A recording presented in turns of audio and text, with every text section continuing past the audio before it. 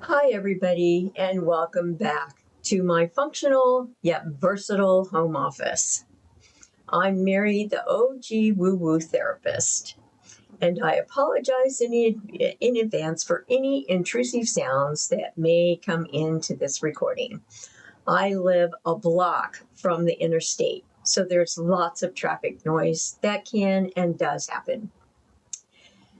So, as usual, everything I talk about today is not intended to take the place of counseling or therapy.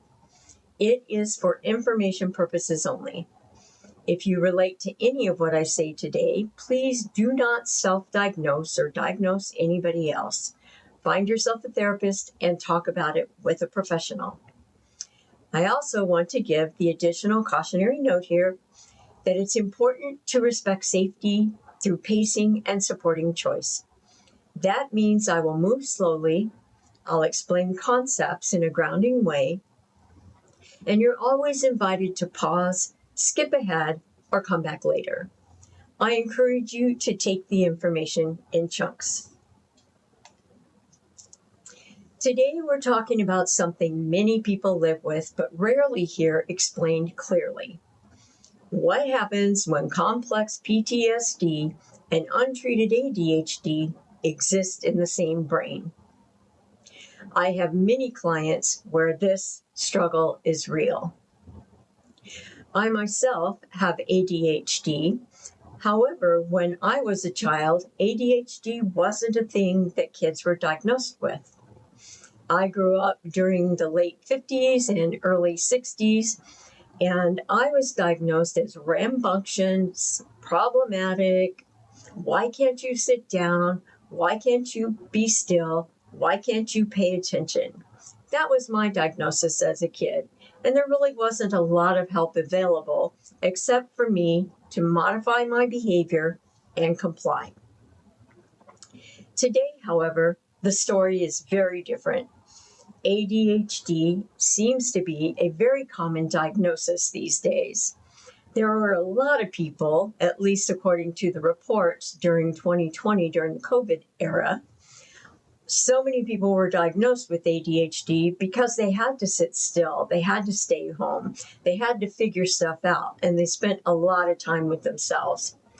So there, as a result, was a lot of ADHD diagnosed. In fact, we even ran out of medication for ADHD during that time.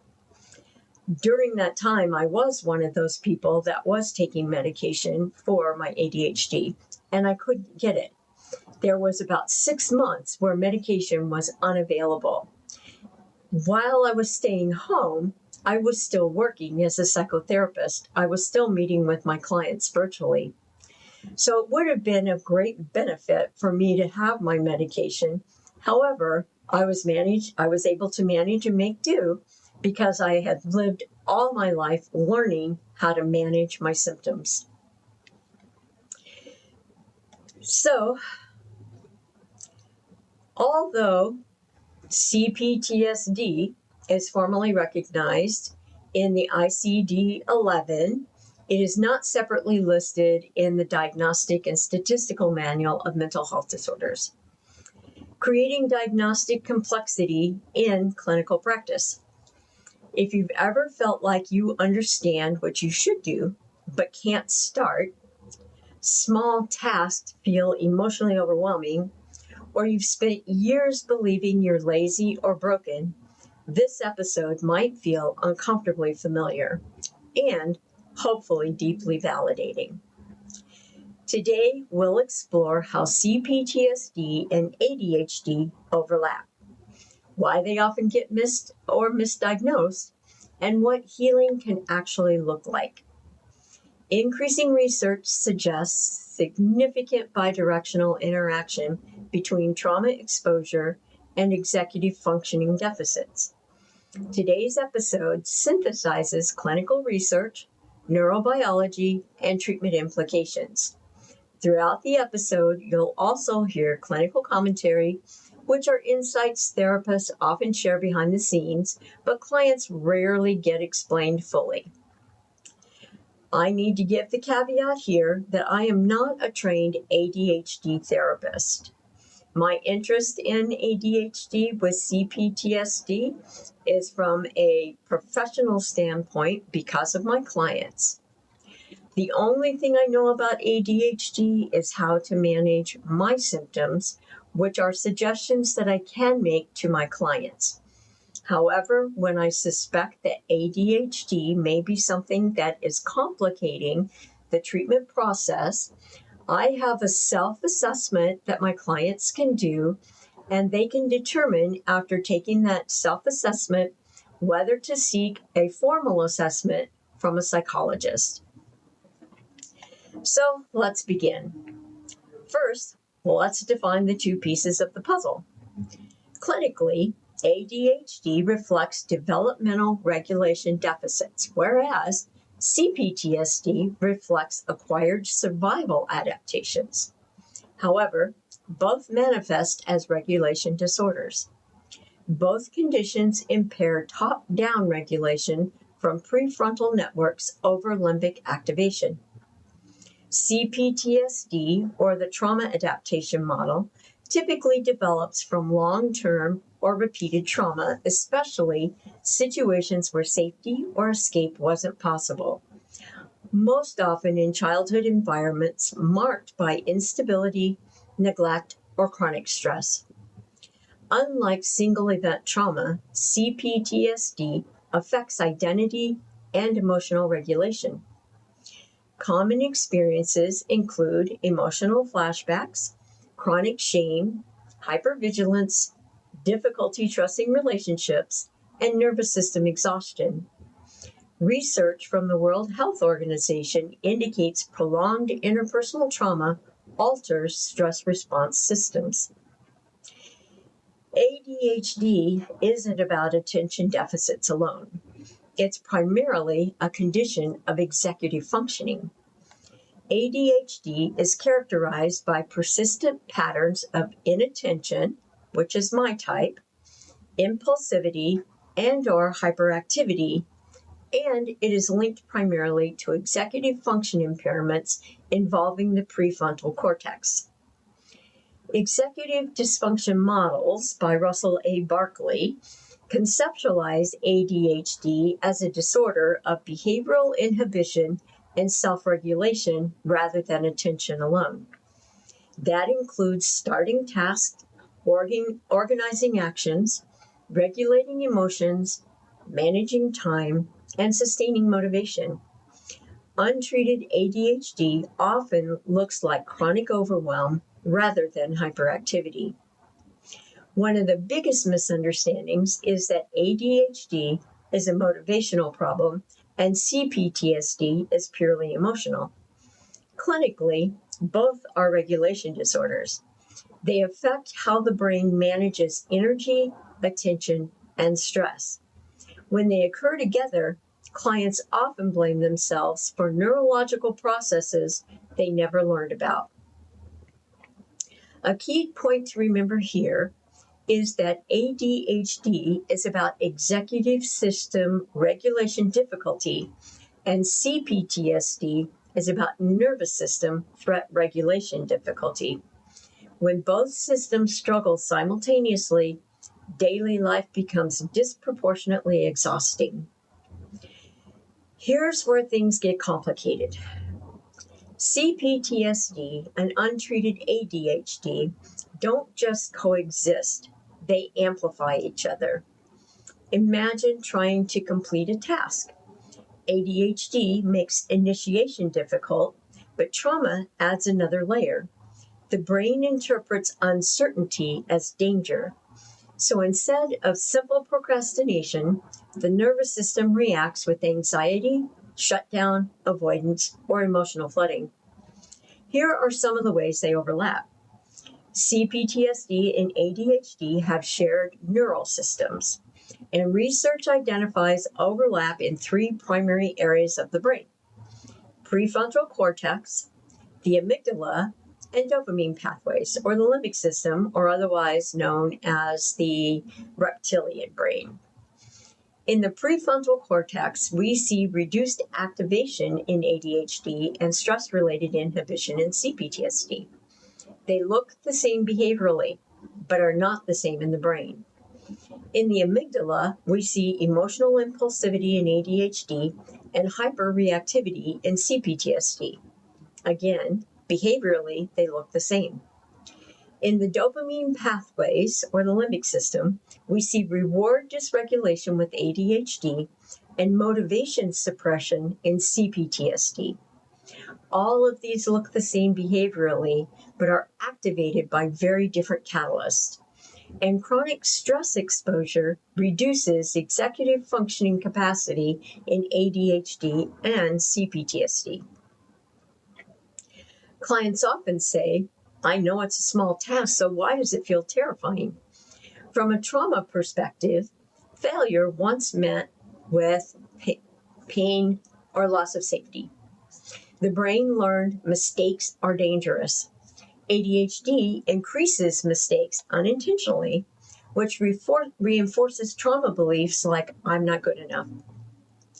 Repeated executive struggles reinforce trauma-based shame pathways. This creates a cycle of task difficulty, emotional overwhelm, avoidance, self-criticism, and increased nervous system activation. Many adults with both conditions are diagnosed sometimes only with anxiety or depression. Why? Because symptoms overlap. Here are some examples. Difficulty focusing. Do I have anxiety or ADHD? I have emotional swings. Is that a trauma trigger or regulation deficit? I am exhausted. Is that burnout or hypervigilance? Even clinicians can struggle to separate them. A helpful clinical question for a therapist to keep in mind: does the difficulty come from fear or from executive friction? Fear suggests trauma activation. CPTSD activates threat detection networks. Friction suggests executive dysfunction. Most clients with both experience both simultaneously. ADHD affects prefrontal executive networks. When threat activation is high, executive functioning decreases further. The brain literally has fewer resources available. Here's something many people find surprising. Untreated ADHD can unintentionally keep trauma wounds active, not because someone isn't trying, but because repeated struggles create repeated emotional injuries. Here are some examples. Missed deadlines, forgotten commitments, clutter and chaos, and relationship misunderstandings. Each event becomes evidence for old trauma beliefs. Many clients with both diagnoses come to therapy thinking trauma is their main issue. But once ADHD is treated, shame decreases dramatically because daily life becomes manageable. Success experiences are profoundly regulating for the nervous system with ADHD and CPTSD. Another thing is that consistency builds safety. Predictability signals the brain, I am no longer in danger. Executive function support can therefore reduce trauma symptoms indirectly. Traditional productivity advice often fails people with CPTSD and ADHD because it skips a crucial step, and that is paying attention to the nervous system. Healing usually works best in this order: regulation, structure, and then productivity, not the other way around. According to Stephen Porges, who developed the polyvagal theory, in a polyvagal framework, trauma shifts autonomic regulation towards defensive states. Executive tasks require ventral vagal engagement, meaning ADHD task initiation may fail when trauma activation is present. Trauma-induced cortisol elevation disrupts working memory and cognitive flexibility. Thus, trauma can temporarily mimic or worsen ADHD symptoms. If a nervous system feels unsafe, organization systems won't stick. The brain prioritizes survival over planning every time. So we start with regulation skills like grounding, predictable routines, and reducing overwhelm. Then executive supports become usable. Helpful combined supports include external reminders rather than memory reliance, which looks like Post-it notes everywhere. Micro tasks where open the document counts as a step, building compassionate accountability, or taking it easy on yourself. Trauma-informed therapy approaches and ADHD assessment when appropriate. Medication can be useful when suitable. It doesn't erase trauma, but it often makes therapeutic skills accessible. Emerging consensus supports that nervous system stabilization, executive scaffolding, cognitive restructuring, and trauma processing are critical to successful treatment of ADHD and CPTSD. There are trauma-informed ADHD adaptations. For instance, instead of strict routines, allowing flexible predictability, collaborative planning, and a regulation-first approach, treatment modalities include trauma-focused CBT, EMDR, somatic therapies indicated by emerging evidence, and with the ADHD component, medication plus psychotherapy combination. Meta-analyses show stimulant medication improves emotional regulation indirectly through executive stabilization. Adults frequently receive diagnoses of generalized anxiety disorder, major depressive disorder, and personality disorders before ADHD is recognized. Studies suggest childhood trauma increases likelihood of ADHD symptom expression and diagnostic confusion. Clinicians should avoid attributing executive dysfunction solely to trauma without developmental history assessment.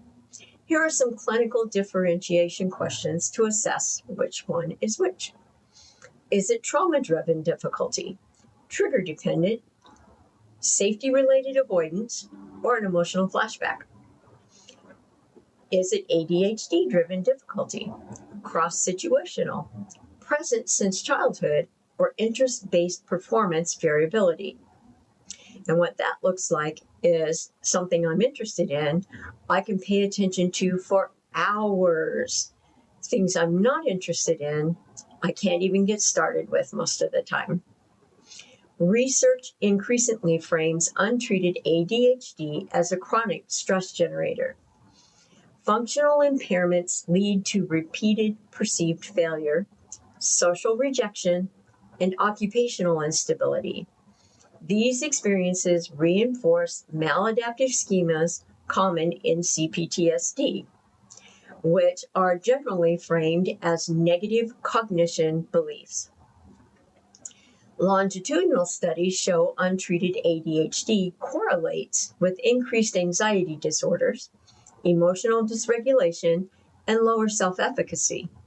Many clients experience symptom predictability increases and perceived safety. Consistent success experiences function as corrective emotional experiences. Many people living with this combination carry a lifelong narrative of I'm lazy, I'm failing in adulthood, I should be able to do this. But clinically, something very different is happening. These individuals are often working significantly harder than peers while receiving less neurological reward and more stress activation. The issue is not character. It's unsupported brain systems working hard to keep up. Healing begins when blame shifts from self-judgment to self-understanding. A key point to remember here is that a core therapeutic intervention is psychoeducation. Clients benefit from reframing symptoms as adaptive nervous system responses interacting with neurodevelopmental differences. It is not a character flaw. It is the brain. Reducing shame improves treatment adherence and outcomes. CPTSD and ADHD are not competing explanations. They are often interacting systems. Understanding their intersection allows clinicians to move from symptom management towards integrated regulation and healing. If today's episode resonated with you, you're not alone, and you're not broken. A brain shaped by trauma and ADHD isn't defective, it's adaptive. And with the right support, regulation and stability are possible. I encourage you to seek a professional. Unfortunately, not every therapist who can deal with CPTSD is trained in ADHD treatment.